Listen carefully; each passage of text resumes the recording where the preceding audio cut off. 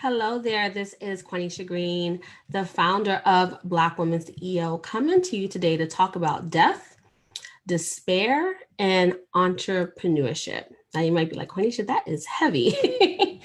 And it definitely is, right? So we're now in the month of April 2019, and I'm leading a series of 30 Days of Wealth and Wellness.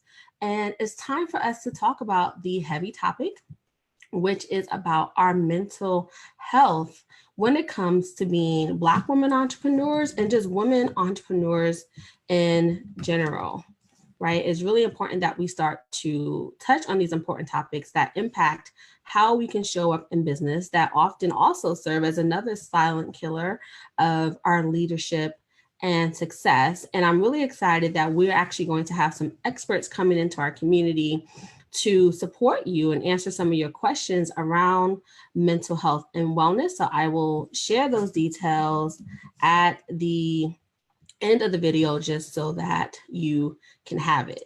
So you don't have to answer this in the chat for your own anonymity, but I want you to take a second and think about as you have navigated this entrepreneurship journey. So whether you've been thinking about ideas, maybe you started up and started to, get clients around your particular interest, or maybe you are an entrepreneur who's in that growth and expansion phase and you have had, some challenges around the way, though you've been bringing consistent income. But just checking with yourself. Have you ever felt anxious, right? Have you ever felt depressed? Right. And some of you may have even gotten to the point where you're like, is this even worth it? Or maybe even thinking if your life is worth it. Right. And once again, this is you checking in with yourself. You don't have to share this publicly in that sense. But basically, have you ever struggled with anything related to mental health? Right? Anything related to your health and well-being when it's come to your state of mind, right? Have you ever felt hopeless in any way? Have you questioned your ability to even change your life, right? Some of those things can all fall under mental illness. And like I said, my goal today isn't for you to expose yourself, but I wanted to talk about some of these challenges. You may be aware that American women, specifically white, non-Hispanic American women, are experiencing a high mortality rate and morbidity rates due to a collection of factors that are called deaths of despair. Now, the thing is that these deaths are being attributed to overdose, suicide, and alcohol abuse. And, your economic standing doesn't really save you for that. But this U.S. health disadvantage, while more pronounced in white, non-Hispanic women, is really affecting women of all races, right? And while there's not research showing that particularly entrepreneurship is an indicator for suicide, there has been a number of reports and existing studies examining that that entrepreneurship has been having some impacts on mental health, right? Particularly, there was such a series of deaths, like a number of entrepreneurs that committed suicide that were males, that there was this call to action to examine if the pressure of being a founder, right, and this community's relentless pursuit of greatness in some way contributed to their deaths. And there's even a name for it called Founders Blues, right? Founders Blues. So while this examination was around men, I started to question, should we not consider the same examination for women entrepreneurs, particularly after Kate Spade took her own life back in, it was like June of 2018. I started to think about the shame and silence that we have around mental health and entrepreneurship. I actually wrote an op-ed called Breaking the Silence, I Could Be Kate Spade, where I, kind of came out. Well, I've always been open about my mental health and my struggles with bipolar disorder, PTSD, and other things that were influenced by my childhood and how that has expressed itself and impacted my business. But I kind of revealed in the op-ed how just days before I found myself on the floor crying, like wondering, is this ever going to get better? And then, having Kate Spade took her life, I was like, wait, that could have been me. Like I was wondering if this is worth it. And while there's been a lot of attention once again on males, right, we've had even women in our, you say the Black women entrepreneur space. One person you may think of is TT Branch from Miss Jessie, who took her own life, right, from a high stress situation that she was dealing in her own life. So there are a number of stressors that can impact us as we go on this road to entrepreneurship. And entrepreneurship in itself has a high amount of stress. Think about often the risk that you are taking by forging your own path, right? Especially if you left your job full time. I know sometimes I can get stressed thinking about where's money coming in? Where's the consistent cash flow? What am I doing to show up for my business every day? And say something doesn't go right? You're like, oh, how am I going to start over? Right? Especially if you take a lot on even in your regular life, and now you're adding this big component of entrepreneurship, right? And so when you combine that with a lot of other things that may be existing in your life, it can create this perfect storm. And people are saying, hey, we do go through that a lot. Thank you all for checking in and kind of supporting this. So hi, Levon. Hi, Gwen. Yes, I just wanted to come and talk about this topic, not too long, but to bring it to the space, right? So when we think about wealth and wellness, we also need to consider our mental health, right? The things that can stop us from showing up and being full and present in our life, but our business in general. So I'm really excited that next week, that's October 24th. So Wednesday, October 24th at 7 p.m. I actually invited one of my past clients and really great, you say CEO friends, CEO sisters, Leslie Garcia. She's a licensed clinical social worker and the founder of Counseling Space. And we're going to have a conversation around CEO wellness solutions, right? Some of the things that you can do to really shore up and have support around yourself so that, if you face the blues, right, you know how to recover and bounce back from it. And if you have more challenging mental health, like maybe a condition, like I have a consistent condition that I have to tend to, you'll have some tools and strategies, as well as she's a resource in herself. She offers virtual counseling and some other things to help you with moving through some of these challenges you may face as an entrepreneur in general, a woman entrepreneur, and even a Black woman entrepreneur as you're navigating, running your own company. But today I just wanted to share 3 measures that I employ to manage my mental health disorder, combat suicidal ideation, and just be well, right? So one of the things I really suggest is you having a support system, right? And support systems are recommended for those suffering from depression and mood disorders especially. But in general, support systems, they help you to counter isolation that can exacerbate a condition or even a high stress situation. And when we talk about that shame and silence, shame also gets decreased by opening up about your personal experiences, hopefully in a trusted environment. So in my life, friends and family have played a crucial role in this. They listen to me during my worst moments, and they often can relieve me of motherhood too, right? Duties. Like I've been gifted even massages, house cleaning, other things, babysitting, right?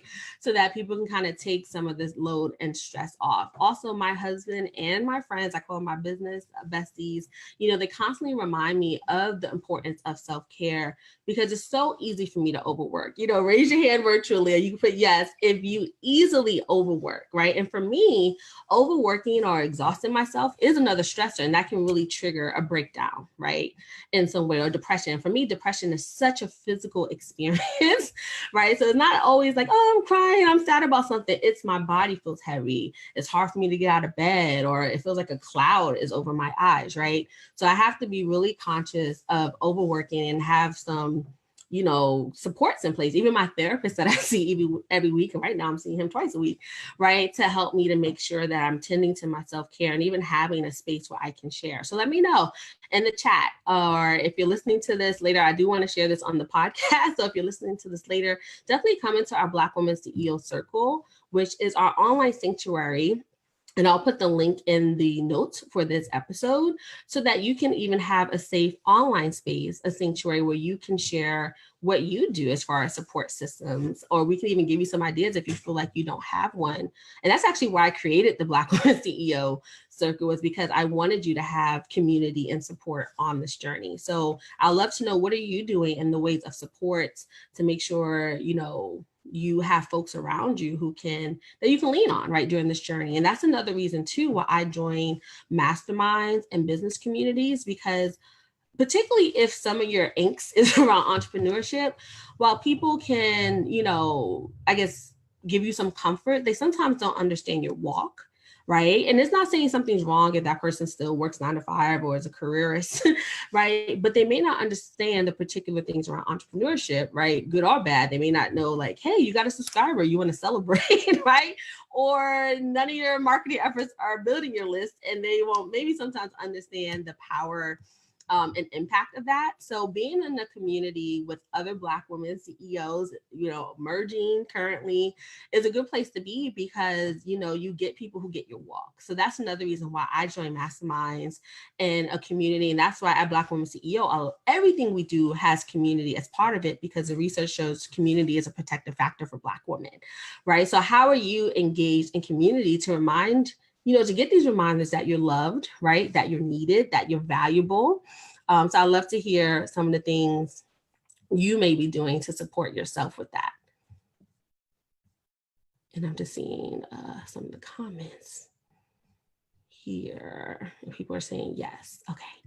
And so the second thing I wanted to talk about, which I kind of mentioned in my support system, that although support systems are helpful, like I said, friends, family, peers, it's also a huge responsibility to put the weight, particularly if you have a mental health condition, on friends and family, right? Because I know for me, I have a mental health condition. They're often ill-equipped to provide that consistent and tailored support and strategies that you need for a deeper level of recovery, right? So it's really important that in this arsenal, right, this tool belt you have for your support systems, that you're actually seeking professional help through a therapist, right? And there's so many different versions of therapists. You have licensed clinical social worker, you have psychologists with PhDs, you can even see doctoral students who are in their practicum, right? You have so many different options for getting, almost like certified, board certified mental health professionals. But, unfortunately, another thing, once again, that comes up is that, women, we can be shamed for seeking help, particularly as Black women. I remember having my family members feeling that shame that I was already feeling when they were questioning my reason for even seeking professional help. And they were almost concluding that my problems were due to a character, right? A character flaw or lack of faith. So here are some of the things they've actually said. You just have to be mentally stronger, right? Put ditto if you've heard someone tell you that, right? Turn to God and pray about it. That's another one. You need to just get over it. Stop being lazy, right? These are some of the things that my family has said to me. And I've learned to forgive because I realized it was coming from a place of ignorance about mental health and maybe how, particularly my specific condition could show up. And I had to also learn to not be in denial, right, about it too, because a lot of this is self-criticism. And my therapist even helped me to understand, like, what was Quanisha, right? And what was this condition in mental health? So having formal support, right, can be so important because this person is an expert, right? They've gotten certified in this. They've, done studies and, have helped lots of people by the time they got into you to help work through it.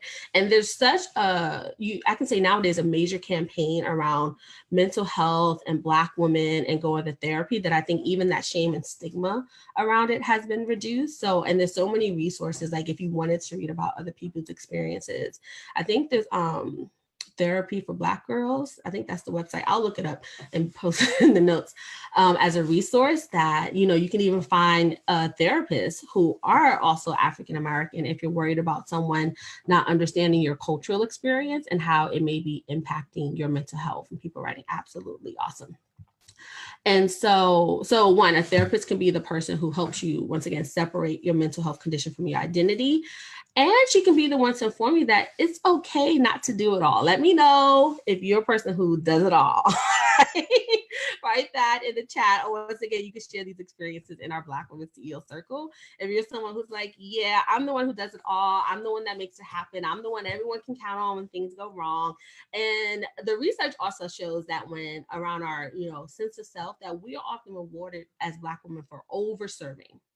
right? We serve our communities, we serve our families, we serve our religious organizations, but we often don't turn that nurturance necessarily to ourselves. Like I just did a poll in the Black Women CEO Circle asking folks about self-care, and a number of folks said they didn't have a self-care regimen or strategies. I was happy to see a number of folks did. So some of us are very conscious about this.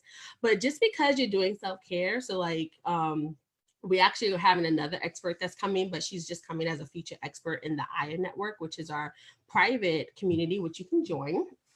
So you can go to Black Woman CEO and just click the tab Join Community if you want to hear more about that.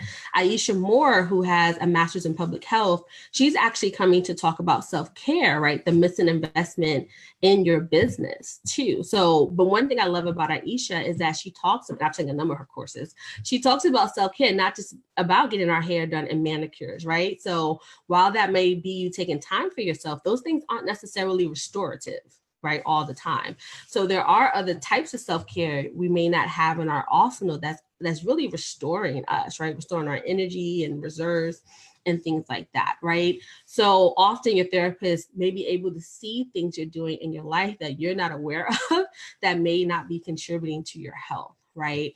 And it's okay that we not do it all. And although this is an option some women don't have available to them because, there are a number of women of color who, unfortunately, we can often be in the lowest tiers of jobs and maybe not have that space in our social environment as well as economically to sometimes take a day off, right?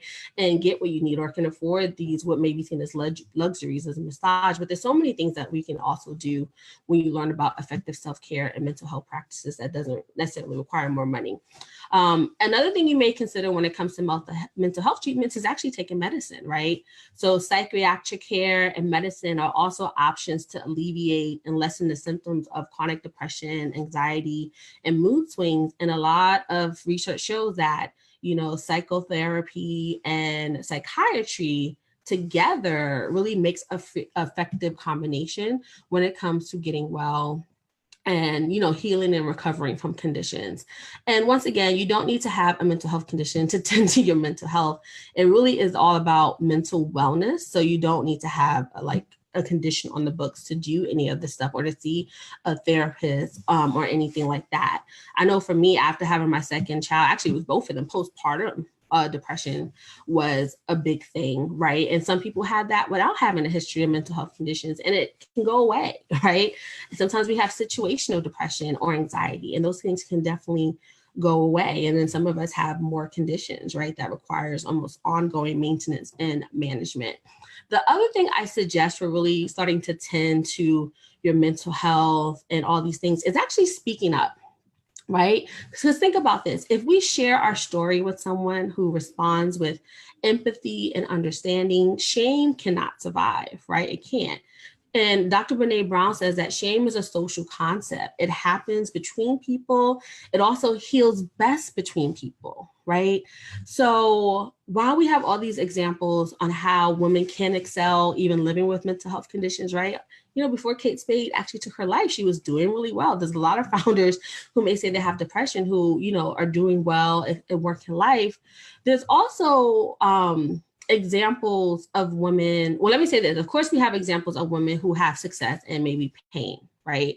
But what I've learned is that as I've become more transparent and very authentic in sharing my story, I find that other women, right, entrepreneurs also start to reveal their battles with mental health condition. And I can see myself in their stories and they saw themselves in my stories. And so we kind of open the space and dialogue to just bring these issues to light, right? That's why I say breaking the silence, because then you'll kind of figure out you're not the only one, right? You're not the only one. That is such an important thing to feel like, oh, there's others like me. There's nothing wrong with me. I'm not broken. I'm not flawed. I don't need to hide something, right?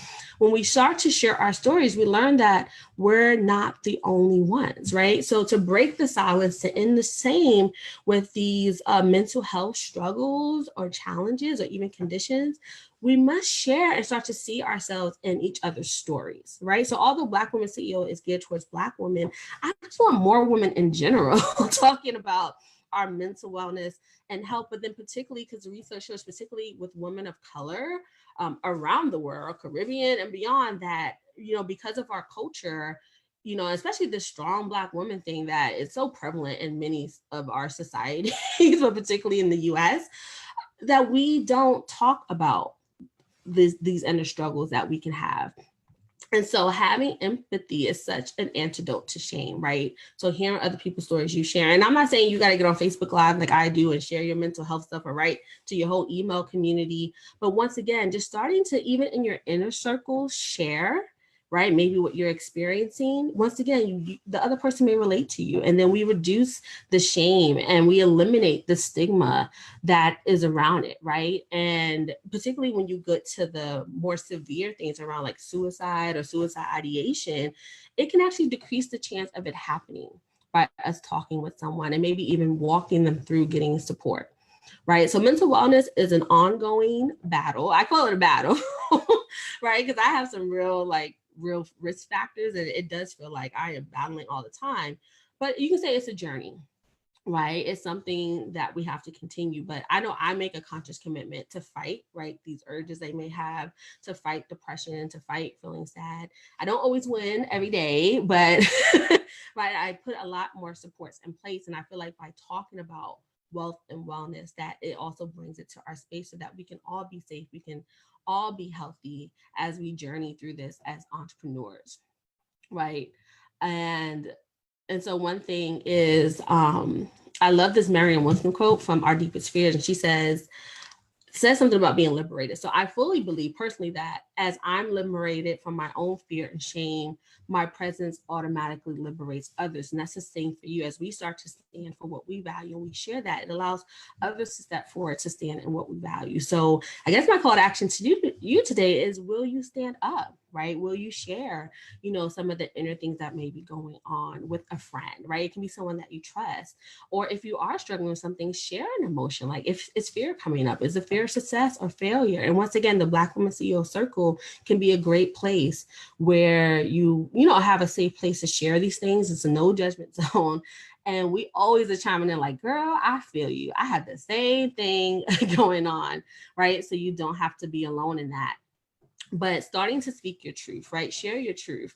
I see it as a way to spit in the face of shame and to let women know that we don't have to silence and suffer. And I want you to know that too. Like, I see you, I hear you, I probably know your walk, right? And that is also why I'm bringing that resource to our community, Leslie Garcia, next Wednesday at 7. And I'll send emails out and posts and things like that, so that if you do have questions around mental health or just wellness, right, and you want some solutions, definitely come and attend live, because she's going to answer questions. If you want to submit questions ahead of time, just post them in the group and I can send them to Leslie to make sure that she can, that we can speak to that as we're having a conversation. So, I want us to listen to one another. I want us to hold space for one another. I want us to encourage one another and support one another, right? And I'm kind of asking you, will you join me in breaking the silence?